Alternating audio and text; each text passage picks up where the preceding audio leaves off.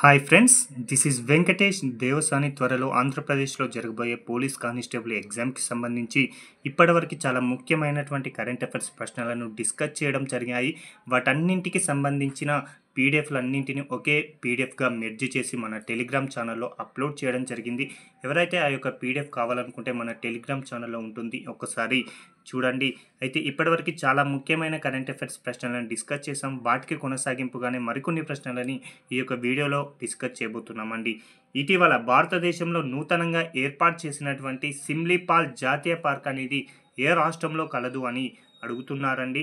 2025 సంవత్సరం ఏప్రిల్ 24వ తేదీన ఒడిశా రాష్ట్రంలో ఈ యొక్క సిమ్లీపాల్ అనేటువంటి ఒక జాతీయ పార్కును అయితే ఏర్పాటు చేయడం జరిగింది. కాబట్టి చాలా ఇంపార్టెంట్ అండి. సిమ్లీపాల్ జాతీయ పార్కు ఏ రాష్ట్రంలో కలదని డైరెక్ట్ ప్రశ్న అడగవచ్చు. కాబట్టి ఒడిశా రాష్ట్రం అని గుర్తుంచుకోండి.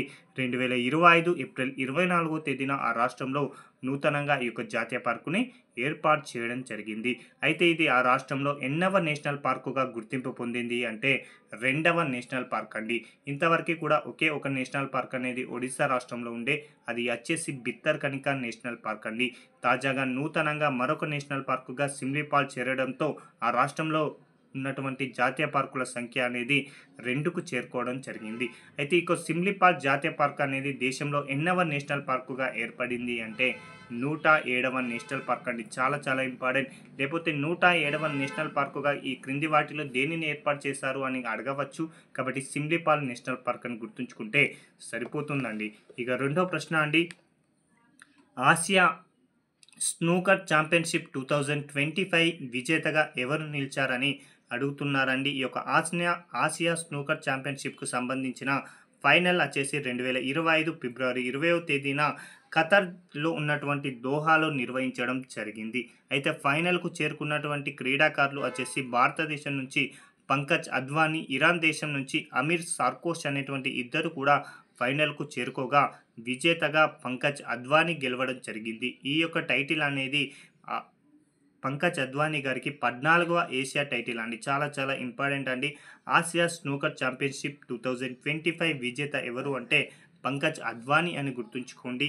ఇక మరొక అంశం అండి, 2024-25 భారత సామాజిక ఆర్థిక సర్వే ప్రకారం 2025-26లో భారత్ వృద్ధి రేటును ఎంతగా నమోదు చేస్తుందని అంచనా వేయడం జరిగిందని అడుగుతున్నారండి.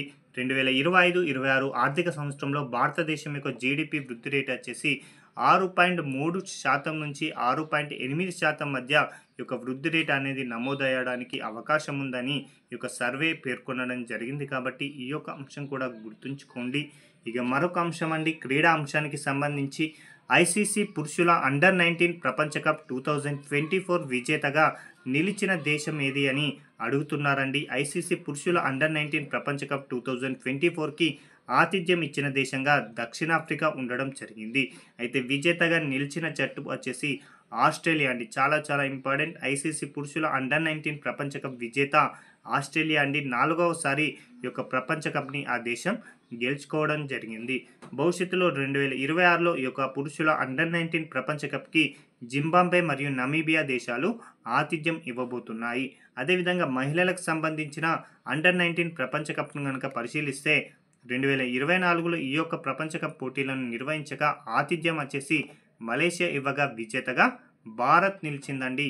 సౌత్ ఆఫ్రికాని ఓడించి 2027వ సంవత్సరంలో ఈ యొక్క పోటీలకి బంగ్లాదేశ్ మరియు నేపాల్లో ఆతిథ్యం ఇవ్వబోతున్నాయి. కాబట్టి పురుషుల విజేత వచ్చేసి ఆస్ట్రేలియా అని గుర్తుంచుకోండి, మహిళల విజేత వచ్చేసి భారత్ అని గుర్తుంచుకుంటే సరిపోతుంది. ఇక ఐదో ప్రశ్న, 2025 ఫిబ్రవరి 24వ తేదీన పీఎం కిసాన్ సమ్మాన్ నిధి పథకం యొక్క ఎన్నవ విడత నిధులు విడుదలైనవి అని అడుగుతున్నారండి. రైతులకు ఆర్థికంగా సహాయం అందించాలనే ఉద్దేశంతో రైతులకి ఏటా ఒక విడతలో 2,000 రూపాయల చొప్పున సంవత్సరానికి 6,000ను అందించాలనే ఉద్దేశంతో 2019 ఫిబ్రవరి 24వ తేదీన పీఎం కిసాన్ సమ్మాన్ నిధిని భారత ప్రధాని నరేంద్ర మోడీ గారు ప్రారంభించారు. అయితే తాజాగా 2025 ఫిబ్రవరి 24వ తేదీన బీహార్లో ఉన్నటువంటి బగల్పూర్ కార్యక్రమంలో భాగంగా పీఎం నరేంద్ర మోడీ గారు పీఎం కిసాన్ సమ్మాన్ నిధి యొక్క 19వ విడత యొక్క నిధులను అయితే విడుదల చేశారు. కాబట్టి చాలా ఇంపార్టెంట్. 2025 ఫిబ్రవరి 24న ఎన్నవ పీఎం కిసాన్ నిధులు విడుదల చేశారు అంటే 19వ విడత అని గుర్తుంచుకుంటే సరిపోతుందండి. ఇక మరొక ఇంపార్టెంట్ అండి, మోస్ట్ ఎక్స్పెక్టెడ్ ప్రశ్న అండి. భారతదేశం తన యొక్క మొట్టమొదటి హైడ్రోజన్ శక్తితో నడిచేటువంటి రైలుని ఏ రాష్ట్రంలో ప్రారంభించబోతుందని అడుగుతున్నారండి. కాబట్టి హర్యానా రాష్ట్రం అని గుర్తుంచుకుంటే సరిపోతుందండి. ఈ యొక్క హర్యానా రాష్ట్రంలోనే భారతదేశం తన యొక్క మొట్టమొదటి హైడ్రోజన్ శక్తితో నడిచే రైలుని ప్రారంభించబోతుంది. ఇటీవల ట్రయల్ రన్స్ను కూడా నిర్వహించడం జరిగింది. అయితే ఏ ఏ మార్గాల మధ్య ఈ యొక్క హైడ్రోజన్ శక్తితో నడిచే రైలు అనేది ప్రయాణించబోతుంది అంటే జిందు మరియు సోనిపాట్ అనేటువంటి 2 నగరాల మధ్య ఈ యొక్క రైలు అయితే పరిగెత్తబోతుంది. కాబట్టి చాలా చాలా ఇంపార్టెంట్ అండి.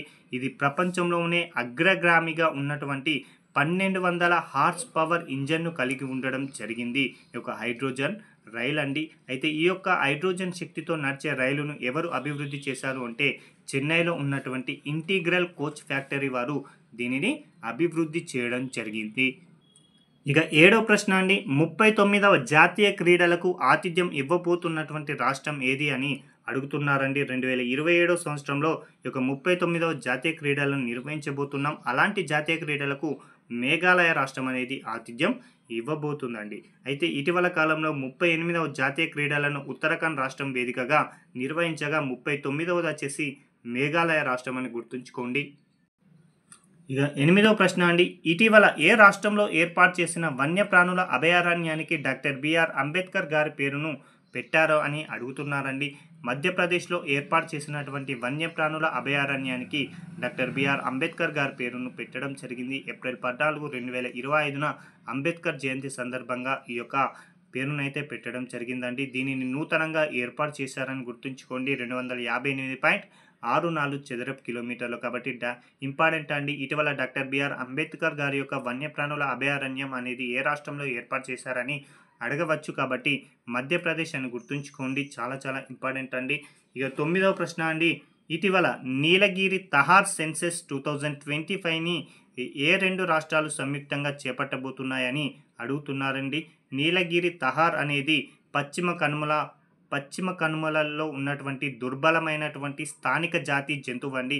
అలాంటి నీలగిరి తహార్ యొక్క సెన్సెస్ని ఇటీవల కాలంలో కేరళ మరియు తమిళనాడు రాష్ట్రాలు సంయుక్తంగా చేపట్టబోతున్నాయి. ఎందుకోసం ఈ యొక్క అంశాన్ని వార్తల్లో నిలిచారంటే ఇటీవల కాలంలో ఎరవికులం అనేటువంటి ఒక జాతీయ ఉద్యానవనం అనేది 50 సంవత్సరాలను పురస్కరించుకుంది. ఈ యొక్క 50 సంవత్సరాల వేడుకలను పురస్కరించుకొని ఈ యొక్క సెన్సెస్ని అయితే చేపట్టబోతున్నారు. 2025 ఏప్రిల్ 24 నుంచి 27 వరకు కూడా ఈ యొక్క సెన్సెస్ని చేపట్టబోతున్నారు. కాబట్టి చాలా చాలా ఇంపార్టెంట్గా గుర్తుంచుకోండి. ఇక చివరి ప్రశ్న అండి, ఈరోజు భారతదేశం మొట్టమొదటి సేంద్రియ ఫిష్ క్లస్టర్ని ఎక్కడ ఏర్పాటు చేశారని అడుగుతున్నారండి. భారతదేశంలోనే మొట్టమొదటి సేంద్రియ ఫిష్ క్లస్టర్ని సిక్కిం రాష్ట్రంలో ఉన్నటువంటి సోరెంగ్ జిల్లాలో ఏర్పాటు చేయడం జరిగింది. ఏంటిది సేంద్రియ ఫిష్ క్లస్టర్ అంటే యాంటీబయాటిక్, రసాయనాలు మరియు పురుగు మందులు లేకుండా ఆర్గానిక్ చేపలను ఉత్పత్తి చేయడమే ఈ యొక్క సేంద్రియ ఫిష్ క్లస్టర్ యొక్క ముఖ్య ఉద్దేశం అండి. ఓకేనా? ఎలాంటి యాంటీబయాటిక్, రసాయనాలు మరియు పురుగు మందులు లేకుండా ఆర్గానిక్ చేపలను ఉత్పత్తి చేయడమే దీని యొక్క ముఖ్య ఉద్దేశం. మనకు సిక్కిం రాష్ట్రం అంటే గుర్తుకొచ్చేది భారతదేశంలోనే మొట్టమొదటి సేంద్రియ వ్యవసాయ రాష్ట్రంగా సిక్కిం అనేది అవతరించింది. గతంలోనే డిస్కస్ చేసాం. తాజాగా భారతదేశపు మొట్టమొదటి సేంద్రియ ఫిష్ క్లస్టర్గా ఒక సిక్కిం రాష్ట్రమే అవతరించడం గుర్తుంచుకుంటే సరిపోతుందండి. ఇవ్వండి ఈ రోజుకు సంబంధించిన ముఖ్యమైనటువంటి కరెంట్ అఫైర్స్ ప్రశ్నలు. వీటికి సంబంధించిన పీడిఎఫ్లు మన టెలిగ్రామ్ ఛానల్లో అందుబాటులో ఉంటాయి. Thank you.